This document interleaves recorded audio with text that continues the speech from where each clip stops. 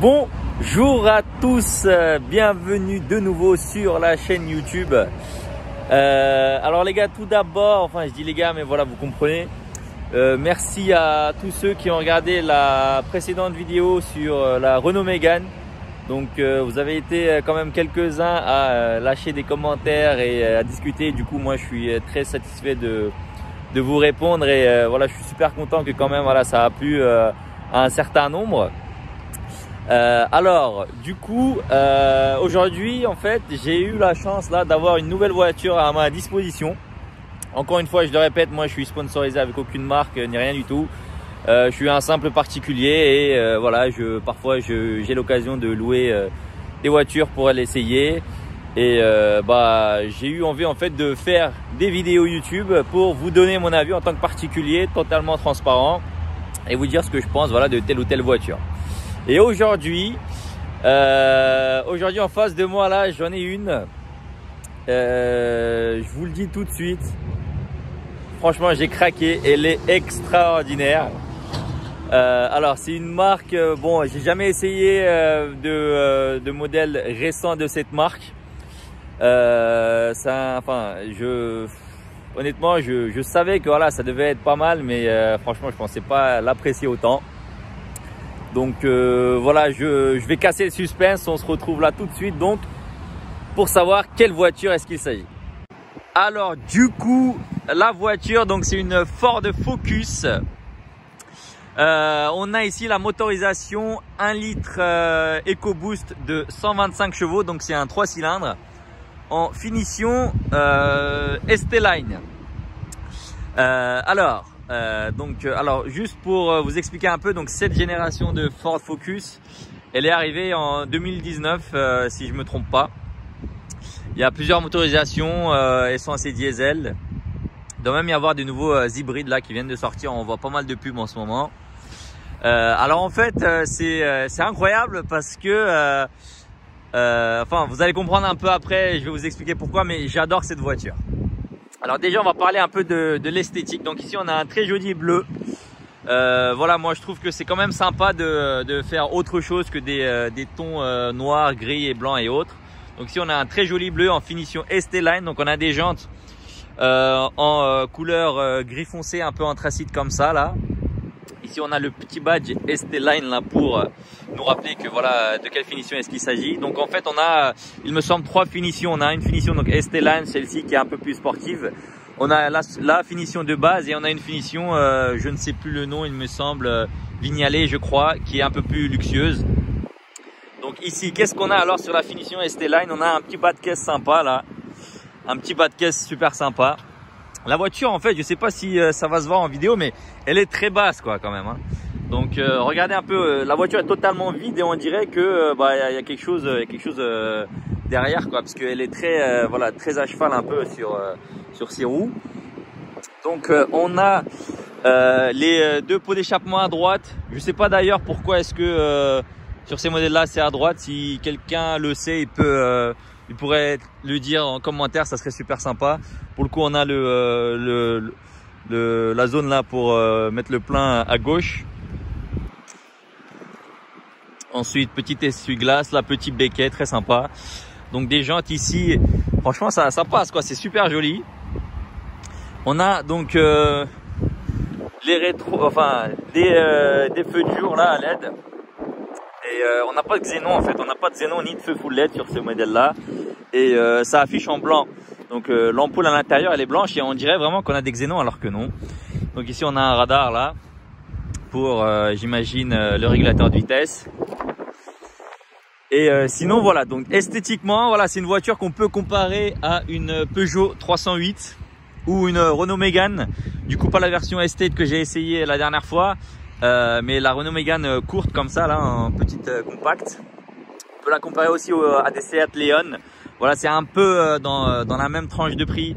Et franchement je vous dis, voilà, esthétiquement déjà moi j'adore, tu vois, esthétiquement voilà. En général voilà, une Renault Mégane c'est aussi super joli. Une 308 c'est également super joli. Donc voilà, après c'est les goûts et les couleurs, mais sinon moi j'adore en fait. Ça fait très c'est très racé, voilà, c'est très anguleux, je trouve que c'est quand même plus sportif que ses concurrents. Voilà, alors je vous invite à ce qu'on passe à l'intérieur parce que là il y a pas mal de choses là, super intéressantes. Donc on a ici l'option accès confort. Donc on n'a pas besoin de sortir les mains, enfin on n'a pas besoin de sortir la clé. Donc les contours de porte, ici on a un petit effet carbone là, ouais. C'est sympa, hein. C'est du plastique mais c'est sympa.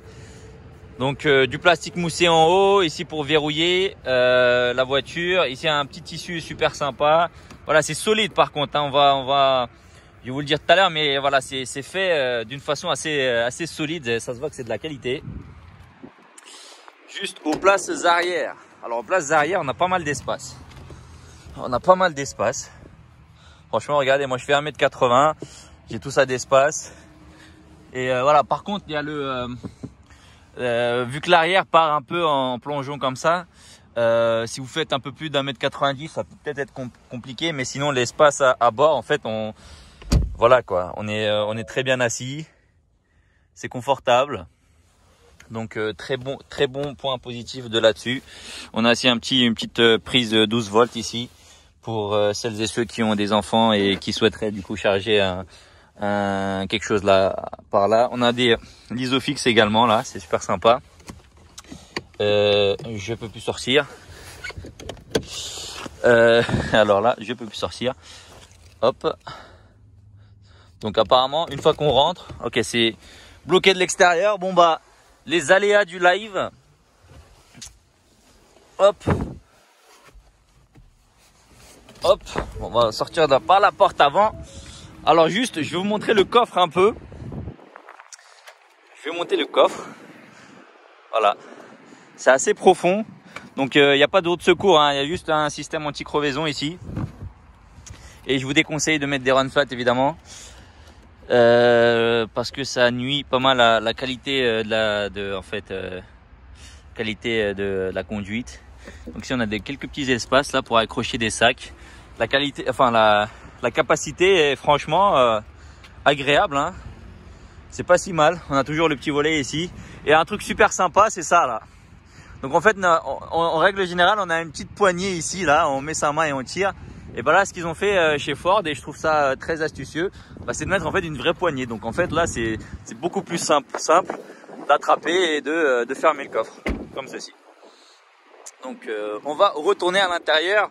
Et là, vous allez voir, vous allez comprendre pourquoi est-ce que j'adore cette voiture. Alors déjà, état global. Alors, par rapport à ses concurrents, voilà, c'est un peu plus austère. C'est vrai, il y a que du noir, d'accord, il y a que du noir. Par contre, c'est solide, quoi. Et on sent que c'est solide et que voilà, les matériaux utilisés sont un peu plus durables, je pense, que par exemple, ce qui est le cas pour la Renault Mégane. Parce que la Renault Mégane, par exemple, moi, ce que j'ai trouvé, c'est ok, c'est super joli. C'est voilà, ça fait très premium dans le visuel. Mais en fait, quand on touche un peu, j'ai pas l'impression que ça soit très durable. Donc ici, on a du plastique là moussé partout. Donc franchement, c'est solide quoi. Ça bouge de nulle part. Donc alors, on va un peu expliquer ce qu'on a autour de nous. Donc ici, il y a un écran d'une taille correcte. C'est un peu petit quand même par rapport à ce qu'on peut trouver ailleurs. Mais franchement, ça fait l'affaire. Et vision conducteur, voilà, on a les informations qu'on souhaite avoir. C'est en biton un peu, il y a du bleu en fait, c'est un dégradé de bleu. Ça c'est un peu dommage parce qu'aujourd'hui on a des choses un peu plus voilà, design, c'est noir par exemple sur fond noir avec vous voyez, c'est un peu plus j'ai envie de dire moderne en fait chez certains autres constructeurs, mais sinon en tout cas, c'est super réactif. On trouve tout ce qu'on veut. Hop, pardon. Aujourd'hui oui. Donc ici on a, vous voyez, en fait quand je clique, c'est super réactif quoi. Et pour le coup, c'est beaucoup plus réactif que ce qu'on peut trouver, par exemple, chez les constructeurs français, Renault, PSA et autres. C'est super rapide. Évidemment, on a un Apple CarPlay. L'Apple CarPlay qu'on peut avoir uniquement si on a une petite prise en fait. Il faut brancher son téléphone. Sinon, vous avez vu, c'est super rapide. Là, je touche, ça fait, enfin, il y a aucun bug quoi.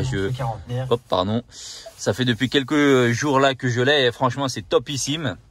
Ensuite, il y a un truc que moi j'adore, je suis totalement contre les 100% tactiles. Moi j'aime bien avoir un petit bouton là, une petite manivelle ici pour le bouton du coup marche et arrêt de la musique, et également du coup pour monter et descendre baisser le son. Donc moi je suis pour ça.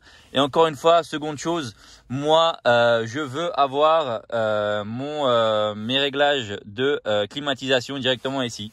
Et il se trouve qu'en fait c'est une manivelle ici super sympa.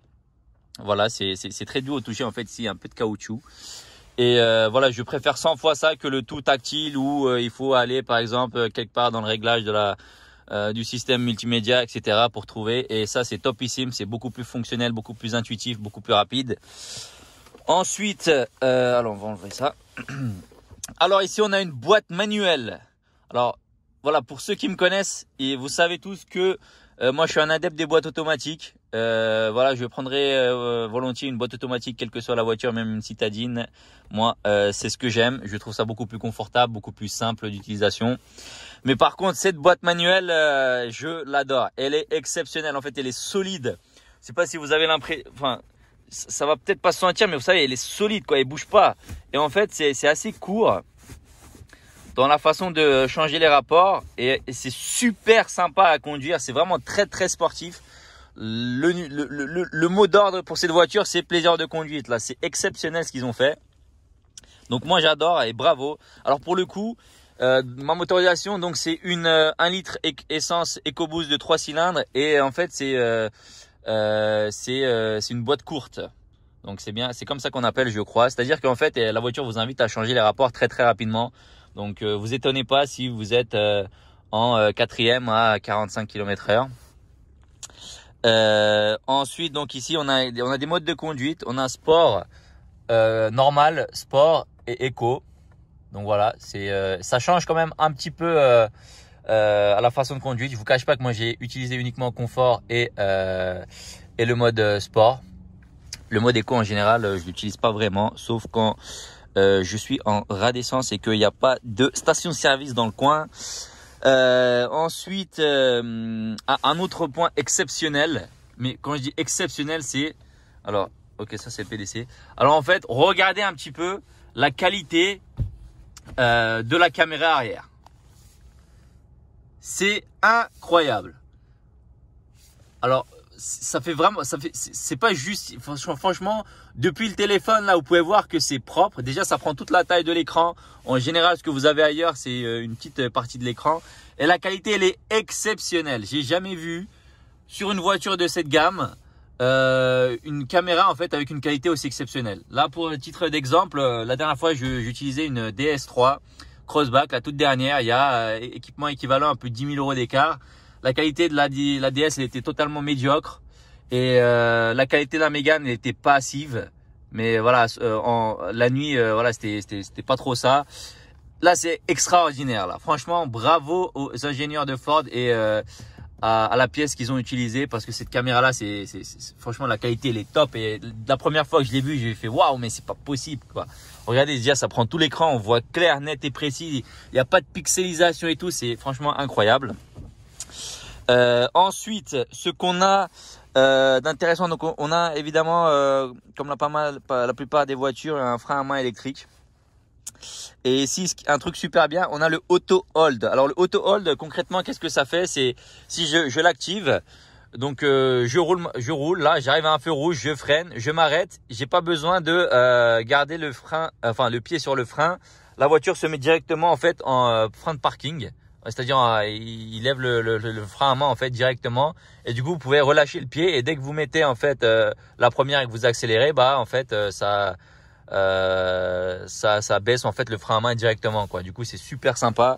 Normalement ça c'est quelque chose qu'on trouve sur les SUV en général, ouais, c'est plutôt les SUV qui ont ça, et des SUV de ce que moi je connais, c'est des marques allemandes.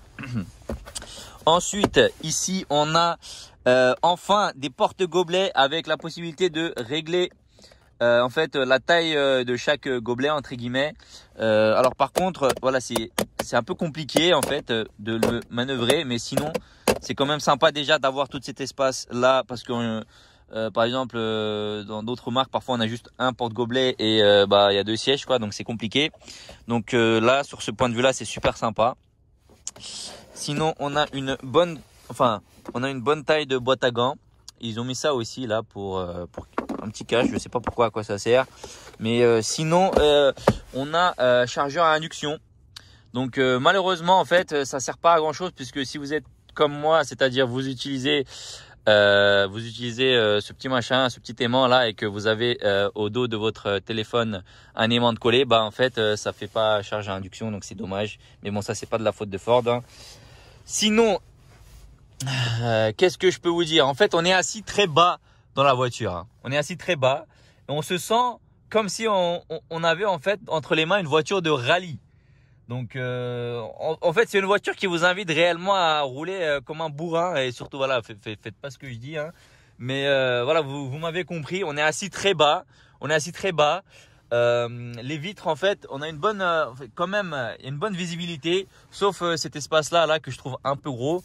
Mais on est assis assez bas et en fait on a vraiment l'impression d'être voilà, enveloppé. Et d'ailleurs les sièges, j'en ai pas dit, mais les sièges là ils maintiennent, mais d'une façon c'est incroyable.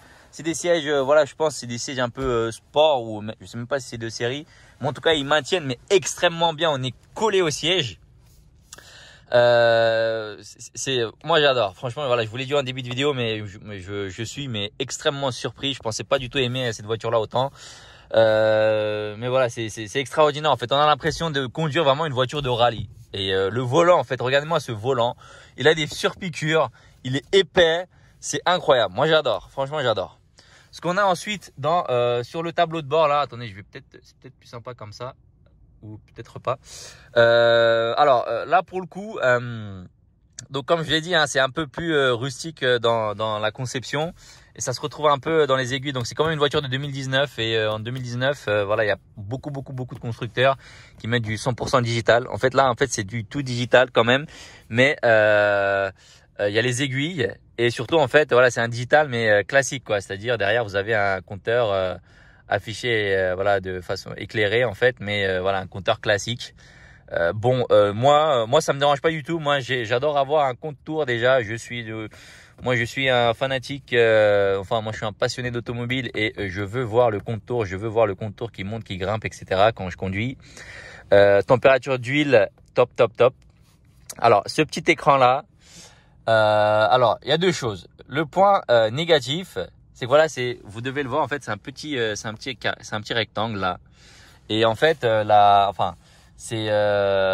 quoi, genre c'est là juste pour montrer ce que vous voulez voir. Attendez, hop. Donc en fait voilà, par contre vous avez exactement tout ce dont vous avez besoin. Vous avez l'ordinateur bord, etc. Et en fait ça montre, ça affiche. Mais voilà, c'est pas ici pour faire joli, quoi, ok.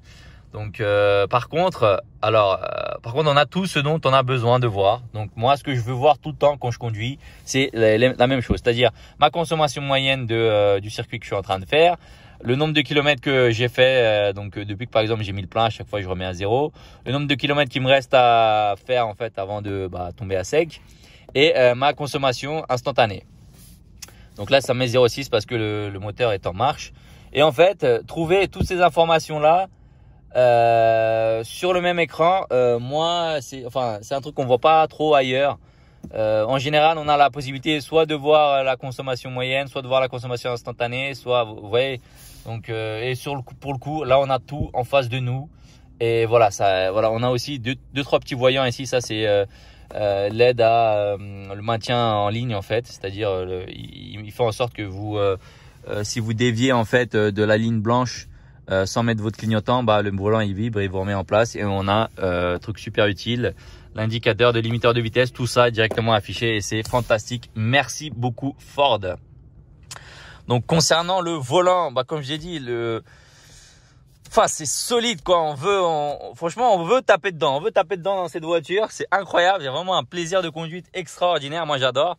Voilà, les boutons, en fait, il y en a pas mal quand même. J'ai pas encore testé là tout ce qui est régulateur de vitesse, mais je vais le faire là ce week-end. Et ça, en fait, une fois que voilà, c'est comme toutes les marques, hein. C'est normal que lorsque vous découvrez une marque, vous êtes un peu déboussolé au début, vous trouvez pas où est-ce qu'il faut aller pour faire telle chose, mais une fois que vous avez la voiture pendant quelques jours, vous comprenez.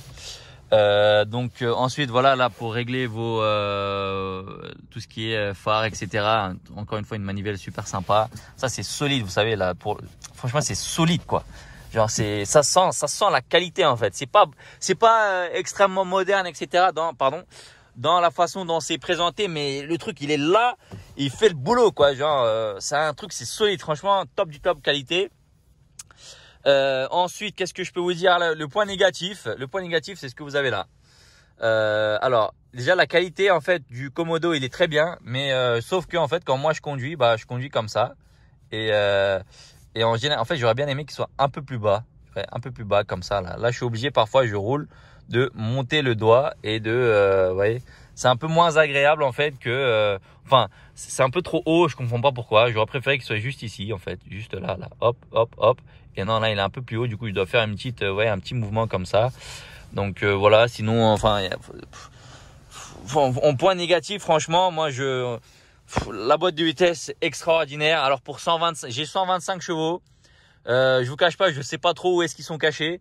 J'ai pas l'impression d'en avoir 125. C'est un litre, hein, c'est un litre 3 cylindres, donc voilà. Mais bon, quand même, si on m'affiche 125 chevaux, je me dis bon, ça doit avoir un peu de pêche. Bon, pas énormément que ça en réalité. La consommation, alors la consommation ici, vous voyez, en 77 km. Attendez, je vais faire un petit zoom. En 77 km, j'ai fait 7 litres 6. Dans les 7 litres 6, il y a de la conduite sur autoroute tranquille, il y a de la conduite en ville, il y a du tapage dedans. Mais ce que je peux vous dire, c'est si vous roulez tranquillou, donc si vous faites comme ce que la voiture vous demande, c'est-à-dire changer les rapports très très vite, je pense que ça consomme pas énormément que ça. Par contre, dès que vous commencez à avoir le pied un peu lourd, messieurs et mesdames, ouais là ça aspire un petit peu quoi. En dehors de ça, alors qu'est-ce que je pourrais vous dire d'autre? Franchement, c'est exceptionnel. Moi, j'adore cette voiture. Alors, c'est une voiture qu'on peut trouver voilà dans l'ordre de prix. Voilà, c'est un peu moins de 30 000 euros. Hein. Voilà, je vous parle de neuf.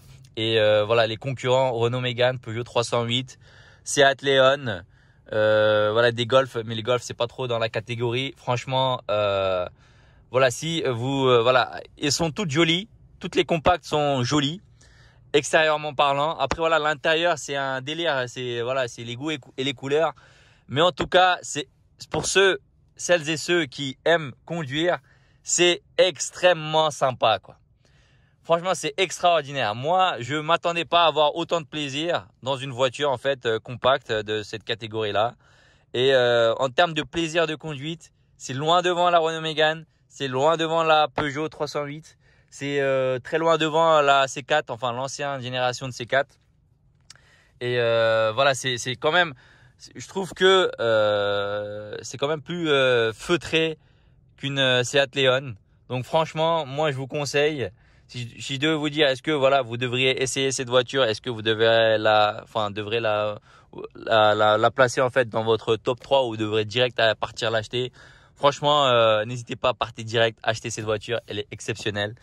Je sais pas, enfin les seuls défauts que j'ai trouvés, je vous les ai déjà dit. Et c'est vraiment une voiture fantastique en fait.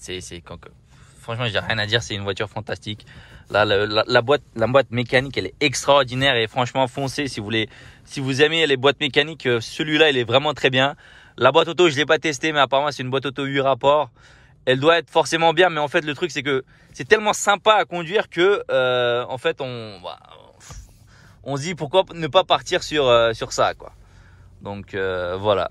On va faire quelques petits mètres ensemble là avant de se quitter. En tout cas, voilà, n'hésitez surtout pas à laisser des commentaires. Hein. Moi, dites-moi si vous aimez bien.